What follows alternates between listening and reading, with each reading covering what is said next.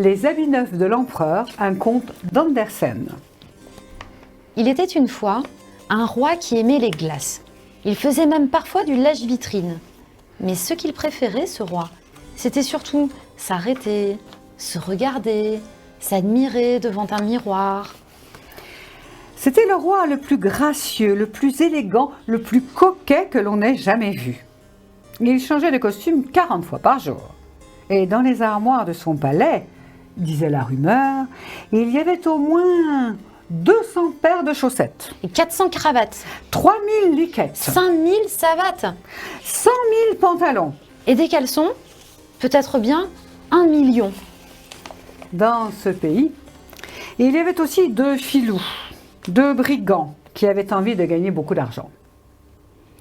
Et ces 2 voyous eurent l'idée de se déguiser en marchand de tissus et de s'installer sur la grande place devant le palais du roi Coquet. Regardez, braves gens, regardez nos tissus extravagants. C'est de la soie, c'est du coton, c'est du lin, du tartan d'Écosse. Et ce camelin d'Orient, et ce bougran, et ce camoca, et ce satin. Ce satin, regardez donc, elle est pas belle ma satinette, elle est pas fraîche. Et ce crépon gaufré. Ah oui, mais messieurs, dames, ce que vous voyez ici n'est rien à côté de ce que vous pourriez voir. Car nous avons rapporté, au cours de nos voyages dans les contrées les plus lointaines, un secret. Le Secret du tissu invisible pour les imbéciles. Oui, je le dis bien, un tissu que seuls les gens intelligents peuvent voir. Mais nous n'en avons plus, nous avons tout vendu. Cependant, s'il se trouve parmi vous quelqu'un qui soit assez intelligent et assez riche pour nous commander ce tissu, nous pourrions bien sûr le tisser, le fabriquer immédiatement. Moi, Dit le roi qui était à sa fenêtre. je veux de ce tissu-là. Un tissu invisible pour les imbéciles, mais j'ai envie de voir ça, moi. Hé, messieurs les artisans, ne partez pas. Venez dans mon palais, je vous invite. Et c'est ainsi que les 2 filous invités par le roi reçurent beaucoup d'or et d'argent. Vous comprenez, Majesté, le fil du soie qu'il nous faut pour faire ce tissu extraordinaire est un fil si fin, si rare, qui coûte si cher. Pour l'acheter, pour nous le procurer, il nous faut de l'or. Beaucoup d'or. Beaucoup d'argent aussi, vous comprenez? Ils reçurent de l'or et de l'argent, les 2 voyous, et installèrent leur atelier dans une grande salle du palais. Ils se mirent au travail, travaillèrent jour et nuit. Sur le métier à tisser le tissu, il n'y avait pas le moindre fil. Mais ça ne les empêchait pas de travailler, les 2 voyous, de faire semblant. Le roi était impatient d'admirer le travail des tisserands, mais avant, il avait envie de savoir si son ministre était un imbécile. Ministre, allez voir si nos 2 artisans ont achevé le tissu. Majesté, j'y vais immédiatement. Le ministre descendit l'escalier qui menait à l'atelier, poussa la porte de l'atelier, regarda devant lui, mais sur le métier à tisser, le ministre ne vit rien. Pas le moindre fil, pas le moindre tissu. Alors le ministre se dit en lui-même: Je ne vois rien du tout. Si j'avoue que je ne vois rien du tout, j'aurai l'air d'un idiot. Je les entends déjà, les autres qui se moqueront de moi. Le ministre est un sot, c'est un imbécile, il n'a pas vu le tissu. Ah non, moi je veux pas qu'on se moque de moi. Mais si je mens, je mentir. Autant mentir et dire que le tissu est beau. Et le ministre a menti. Et il a dit: Mon Dieu, comme il est beau! C'est le plus beau tissu que l'on ait jamais vu. Oh, la belle étoffe que voilà, ses couleurs, son éclat, raviront notre roi. Beau, très beau, j'en parlerai au roi. Je vais en parler tout de suite à sa majesté. Majesté, le tissu est vraiment extraordinaire. Vous devriez aller le contempler vous-même. J'irai. Mais avant, je voudrais savoir si mes courtisans sont des je voudrais consulter mes courtisans.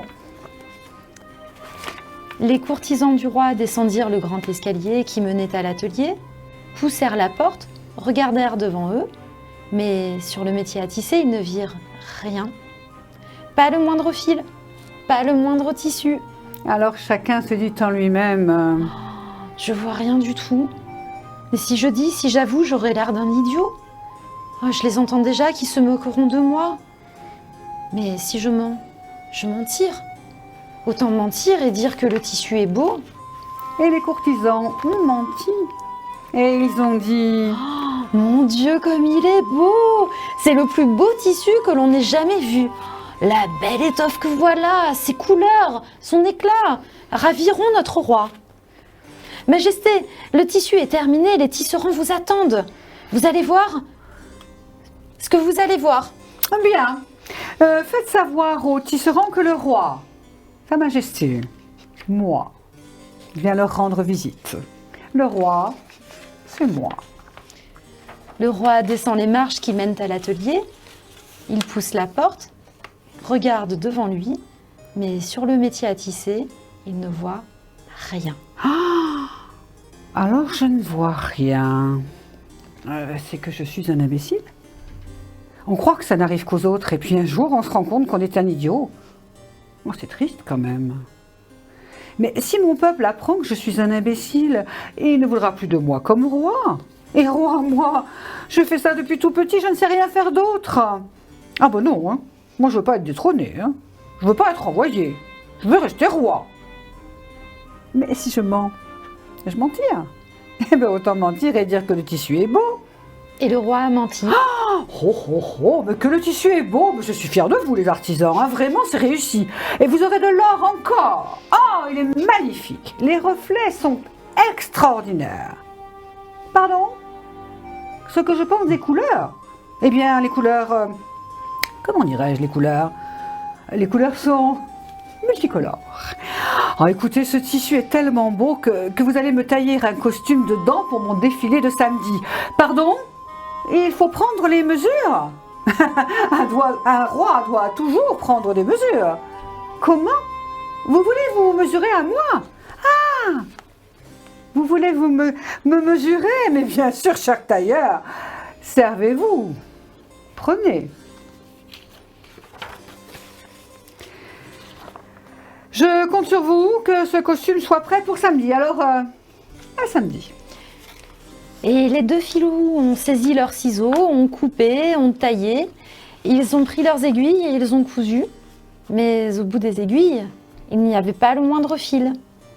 Pourtant, ça ne les empêchait pas de travailler, les deux voyous, de faire semblant. Majesté, votre costume est terminé. Oh, comme ce costume est beau. Je peux essayer la veste? Très bien, légère. Elle est légère comme tout. Le pantalon, oh, parfait, je le sens à peine. J'ai même l'impression qu'il me grandit un peu, non? Vous ne trouvez pas? La traîne. Eh, vous là-bas, les deux soldats, pouvez-vous me prendre la traîne? Oh, les imbéciles, ils ne voient pas la traîne qui traîne derrière moi. Enfin, derrière un roi, il y a toujours une traîne. Pas une reine, une traîne qui traîne. Alors, vous, prenez la traîne. Pas la reine, hein? La traîne. Et vous me suivez dans la... Mais non, pas dans la reine, dans la rue. Ça y est, nous défilons. Oh, il est très très très beau ce costume. Allons, défilons dans la rue, c'est à nous, le roi. Et c'est ainsi que le roi, suivi du ministre et des courtisans, sortit. Et là, dans la rue, le peuple l'attendait. Chacun sur son passage se disait en lui-même Mon Dieu, mais je vois rien du tout. Mais si j'avoue que je ne vois rien, je passerai pour un idiot. Alors moi, je dis rien. Les pères se disaient Si j'avoue que je ne vois rien du tout, mes enfants me prendront pour un imbécile. Alors taisons-nous. Les maîtres, les professeurs, les maîtresses se disaient Si j'avoue que je ne vois rien du tout, mes élèves me prendront pour une... Oh non, non, non, je dis rien. Les employés se disaient Et si j'avoue que je ne vois rien du tout, mon patron me prendra pour un incapable et il me renverra. Ah non, je veux pas être renvoyée. Par les temps qui courent, je veux garder mon travail. Hein. Alors, si je mens, je mentir. Alors autant mentir et dire que le tissu est beau. Et pour se sauver, le peuple se mit à mentir en chœur. Oh mon Dieu! C'est le plus beau tissu brodé de satin! Comme notre roi est fier! Si fier! Oh mon Dieu, comme il est beau! C'est le plus beau tissu que l'on ait jamais vu! Oh, la belle étoffe que voilà! Comme notre roi est fier dans son habit de lumière! Mais dans la foule, un enfant s'écrie Mais, maman, regarde! Le roi est tout nu! Chut, tais-toi donc! Ah, t'es bien le fils de ton père, toi, hein? Mais quoi, je dis ce que je vois. Le roi est tout nu. Le roi est tout nu. Et le père murmure. Mon fils n'a pas tort. Moi, je vois rien non plus, Ni moi. dit une maîtresse. Et patron, vous voyez quelque chose, vous? Oh mon Dieu, c'est rigolo. Notre roi est tout nu. Ça, c'était jamais vu. Oh mon Dieu, c'est rigolo. Notre roi est tout nu. Et Elle a un beau cul. Mais dis-moi, ministre, j'entends mon peuple qui murmure. Mais que dit mon peuple? Majesté, votre peuple dit que vous avez un beau, un beau costume. Voilà. Ah, mais non, j'entends mon peuple qui murmure. Que dit mon peuple? Mon peuple n'a pas vu le costume, ce sont des imbéciles. Ça fait du bien de savoir que je ne suis pas le seul imbécile dans ce pays. Je suis le roi imbécile heureux d'une bande d'idiots. Ah oui, mais si personne ne voit le costume, c'est peut-être qu'il n'y a pas de costume, et que le costume n'existe pas, que le tissu n'existe pas, et que nous sommes tous intelligents. Ah ben c'est encore mieux, oui. Mais alors, c'est que je suis tout nu. Il ne restait plus au roi que sa couronne et sa fierté. Et comme seuls les rois savent le faire, et parfois aussi les pères, les maîtresses et les employés, il s'est drapé dans sa fierté et il est rentré au palais.